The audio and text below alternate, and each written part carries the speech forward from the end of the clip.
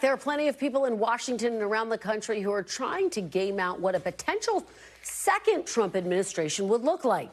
And that includes a number of political figures and leaders who have crossed the former president and now fear revenge. NBC News has reporting on Trump critics who are bracing for potential retribution if Trump wins this November. Some say they're considering leaving the country if Trump is sworn in. Others are consulting with attorneys or setting aside funds to defend themselves if they're targeted by a future Trump administration or his allies in Congress. Joining me now is NBC News senior digital White House reporter, the great Peter Nicholas, who just broke this story. Peter, thank you so much for joining me. I really appreciate it. This is a fascinating read. Break this down. How far are some of these Trump critics going to protect themselves, and what are they telling you? Well, first of all, it's great to be with the even greater and better Kristen Hubbard. Thank you. So what we're hearing from them is they're quite worried about what a second Trump administration would bring. And they, as you mentioned, they are concerned that they have crossed Trump, or Trump is annoyed with them or grieved for different reasons, and might use the tools of government, the powers of the presidency, to retaliate against them if need be.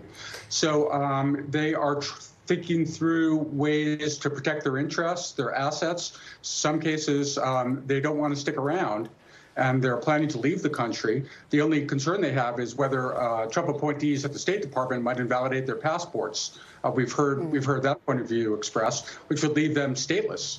So, President, as you know, Kristen, has huge sway over the arms of government, the executive branch, and they fear that the second term, Trump, having learned a lot about how to use the presidency in his first term, could target people who have run afoul of him. Peter, as you know, sometimes former President Trump follows through exactly with what he says, and then sometimes he doesn't. We learned that he has been speaking in hyperbole.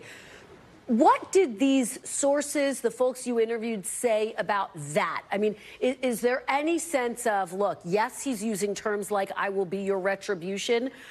Is there any hesitation in taking that literally, or are they saying, no, we absolutely have to take that literally for our own survival?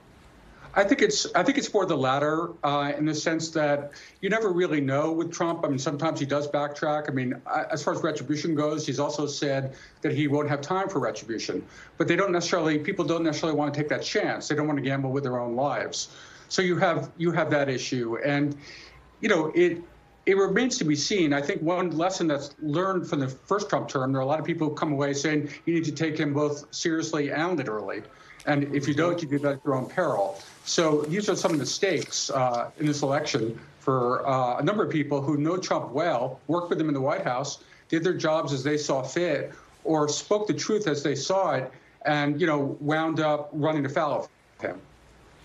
Peter Nicholas, really fascinating. It is just out right now. You can get more of Peter's reporting on this in today's issue of the new NBC News Politics newsletter from the Politics Desk. Peter, thank you so much. Great reporting. Thanks for watching. Stay updated about breaking news and top stories on the NBC News app, or follow us on social media.